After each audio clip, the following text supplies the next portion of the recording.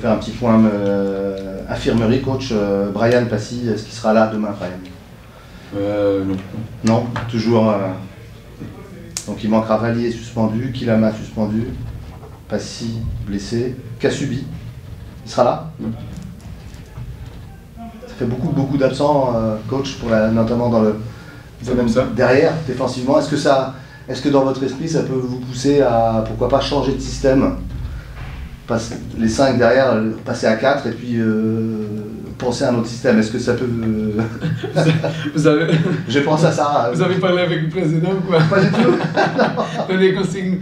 Non. Non, est-ce que vous êtes obligé, peut-être par la force des choses, hein, c'est pas... Toujours, on réfléchit toujours chaque semaine. Comme je disais ici avant, plus que système, le plus important sont les principes qu'on fait jouer l'équipe. Donc, qu'est-ce qu'on veut? Les principes avec 4 ou 5 joueurs, c'est un peu le même. Bien sûr, nous avons un peu moins de largeur sur la ligne défensive. Sur les questions. C'est sûr que nous avons beaucoup d'absents, et il faut réfléchir parce que nous avons un effectif, mais nous n'avons pas un effectif vraiment large. Et nous avons, c'est sûr, demain, nous allons entrer avec le milieu 11 pour jouer contre des gens, et c'est sûr, avec la confiance, les joueurs qu'on va jouer, c'est les joueurs, ils ont tous la confiance pour entrer et gagner le match. C'est le plus important. C'est pas important si on joue à 4, à 5, c'est pas vraiment important. Okay. Vous avez parlé de gagner le match, j'imagine que c'est un objectif encore un peu plus important que sur les rencontres d'avant, avec la spirale de résultats que vous avez actuellement.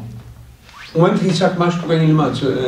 Je vois, et je disais ici il y a quelques, je pense 12 semaines avant, je ne me cache pas derrière d'excuses à passer en rouge, mais on veut rester avec 11 joueurs sur le match, pour discuter le match, pour discuter le match jusqu'au bout.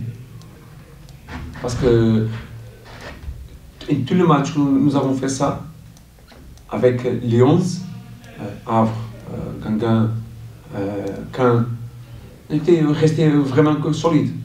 Perdu avec Havre sur le penalty en détail, Caen avec l'occasion de ne pas arriver à marquer, et Guingamp un match nul ici. Donc, le premier objectif, c'est vraiment rester dedans le match avec 11 joueurs. Deuxième chose, vraiment gagner le match, bien sûr. Toutes les semaines sont différentes, sont gagnent ou perdent. Il faut revenir avec plus d'énergie, bien sûr, pour faire la semaine de travail, et revenir sous la confiance pour arriver et trouver les solutions. Mais je rappelle une chose, nous allons jouer le 13e journée. Donc il manque beaucoup de matchs. Bien sûr, il faut faire des points. Il faut faire jusqu'à la trêve sur les 3 matchs. Il faut faire le maximum de points. Je ne vais pas dire que c'est 9, c'est 6, c'est 5, c'est 4. Il faut faire le maximum de points. Et il faut, pour bien sûr, attaquer après le championnat avec un différent sourire. Mais une chose, c'est clair, nous avons fait tout pour ça. Les joueurs ont fait tout aussi. Nous avons fait quelques erreurs, nous avons vraiment été punis à chaque match. Une erreur, carton rouge, une erreur, penalty, et bien sûr, change beaucoup l'histoire du match. Cette équipe de Dijon n'est pas bien non plus, comme vous, elle reste sur 7 matchs sans victoire. Vous, c'est 8 matchs. Qu'est-ce qu'on peut attendre du spectacle, de ce qui va se passer sur le terrain demain entre deux équipes qui sont pas bien dans leur tête et au niveau des résultats? Vrai, les deux équipes, il faut rappeler que l'objectif au début de Dijon était vraiment différent, monter, c'est clair. Les spectacles, du point de spectacle, j'espère que les spectacles vont être bons pour les supporters, c'est toujours notre objectif. Mais bien sûr, je pense que les supporters sont avec nous maintenant. Nous sommes bien sûr, on veut faire un bon match, mais le plus important maintenant, c'est sûr, c'est de prendre les 3 points. Et je trouve que demain, à 21h, si nous avons les 3 points, les supporters vont être contents pas important vraiment le match que nous avons fait. Depuis que vous êtes arrivé, vous avez justement, vous courez vous après ces 3 points, toujours pas de victoire. Comment vous vivez ça personnellement? C'est pesant, c'est... Je ne sais pas si vraiment habitué. C'est facile de faire revenir sur mon match en France. Il n'y a pas beaucoup de fois que j'ai trouvé une situation comme ça. Mais il faut rester dedans, serrer les dents, rester solide, parce que toujours sur le foot, une victoire change beaucoup le point mental. Il y a tous sur un effectif, sur un club, les joueurs, personnes plus costauds, sur les moments plus difficiles, il y a personnes et joueurs un peu plus fragiles sur le point mental. Et le plus costaud, on garde ça, parce que pour tourner, sinon après c'est un peu un cycle vicieux. Il faut gagner un match pour avoir confiance. Il faut avoir confiance pour gagner un match. Ça me semble un cycle vicieux. Non, arrête avec ça. Non. On travaille bien, on reste focalisé, qu'est-ce qu'on peut vraiment faire. Donc, notre travail sur le terrain, notre entraînement, être bien sur notre mission individuelle et collective. Après, c'est sûr, on va marquer, on va gagner des matchs. Parler de marquer, forcément, c'est aussi une chose qui cause un petit peu des soucis à votre équipe en ce moment, de ne pas marquer. Comment je ne sais pas si vous aussi, vous êtes fatigué de moi. On va marquer, on marque pas. Et on parle de choses magiques. Qu'est-ce qu'on peut faire? Je disais ici, évoluer, développer, augmenter notre volume. Plus frappe, plus volume offensif, ça on peut contrôler, on peut travailler. Et c'est ça qu'on va essayer de faire. Et bien sûr, ça c'est clair. Notre attaquant, je parle des attaquants qu'on jouait, améliorer notre efficacité offensive. On n'a pas besoin de frapper 5 fois pour marquer un but. C'est sûr. Mais on travaille pour ça. Il faut avoir.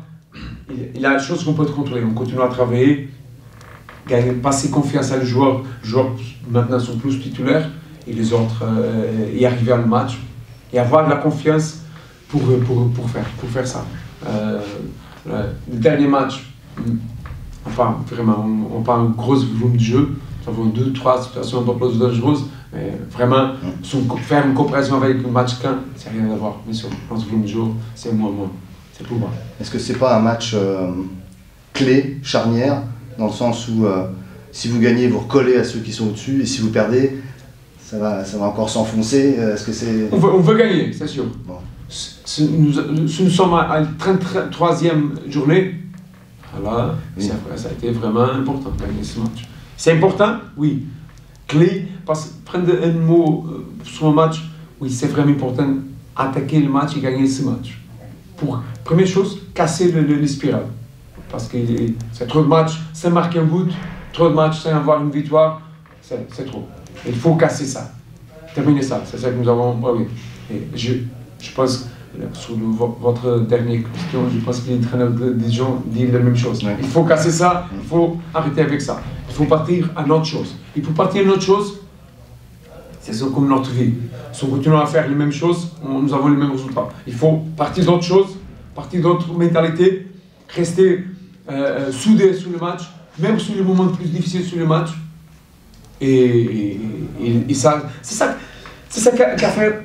Si on peut passer un peu ma expérience, c'est plus sur mon premier club ici.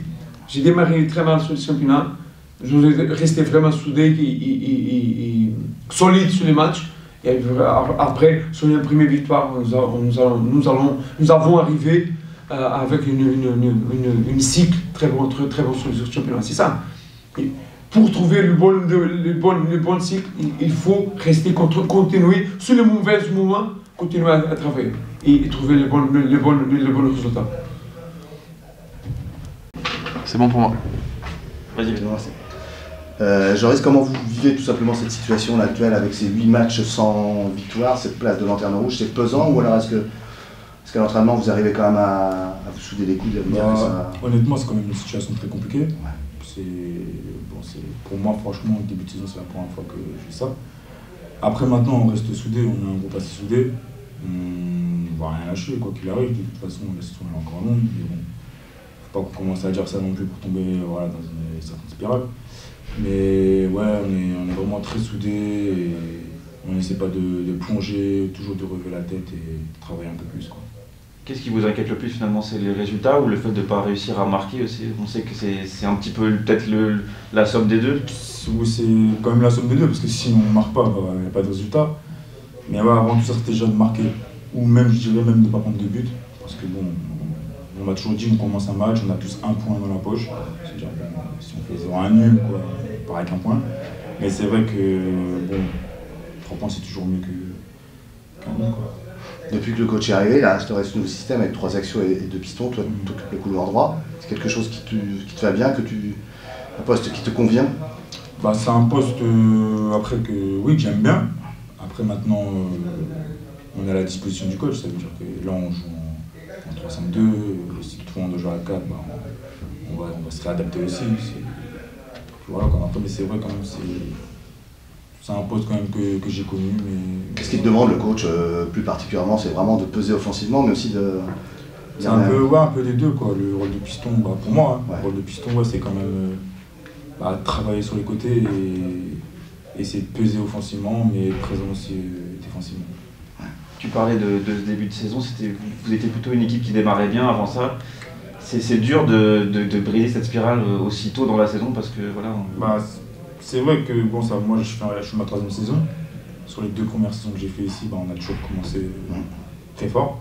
Là, maintenant c'est différent et puis ça peut être aussi un nouveau challenge, on va dire, au final. Donc il n'y a pas le choix de toute façon. Là on est obligé de travailler et de faire en sorte de remonter, quoi. Est-ce que le match contre Dijon, c'est un peu une dernière carte que vous allez abattre pour finalement à raccrocher le bon wagon et pas encore s'enfoncer, quoi? Dernière carte, je vais dire non, parce qu'au final, même ça, on se le disait avant, quoi. On se disait, ouais, les gars, là, faut gagner, puis après, on fait pas de résultat. Le match d'après, on dit, faut gagner, on fait pas de résultat. Pour moi, tous les matchs, il faut les jouer à fond, quoi qu'il arrive. C'est-à-dire que, bon, j'espère quand même pas qu'on va faire un mauvais résultat, mais si on fait un mauvais résultat, quoi qu'il arrive, il va falloir quand même continuer, qu'on s'approche jusqu'au bout. Justement, toi, c'est ta 3e saison aussi. Vous avez déjà connu 2 périodes un peu plus difficiles en hiver avant. Qu'est-ce qu'on retient comme leçon, entre guillemets, comment on essaye de faire face à ça, de ne pas baisser les bras comme tu l'as dit avant?